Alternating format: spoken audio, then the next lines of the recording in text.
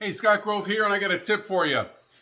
Did you know that CA glue is hydroscopic, which means it attracts water, and it uses the alkaline in that water to kick it? So that's sort of the catalyst. It's the moisture in the wood or the air or the material you're trying to glue together.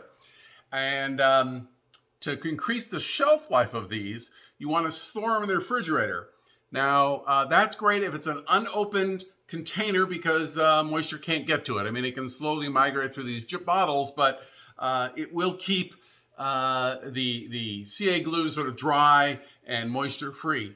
The common misnomer is that if you cut this open and it's an open bottle, do not put it back in the refrigerator. The reason being is that you now have warm, moist air inside the bottle. When you put it in the refrigerator, it chills that, condenses the moisture out of the air, and it drips into the bottle. Hence, it'll start kicking over your CA glue. So you will actually shorten the shelf life of your CA if you put an open bottle of CA glue in your refrigerator. I hope that's a tip for you. So what do?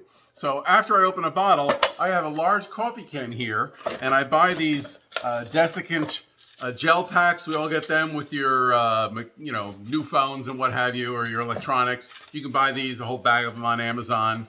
And I take that, I put that in here, I keep all my open CA glue, put a lid on, and now I've got sort of a moisture-free or dry container, and that will extend the life of your CA glue. So I hope that helps. If you'd like to know more about tips and tricks, you can sign up to Imagine Grove. I have a free newsletter on there, imaginegrove.com.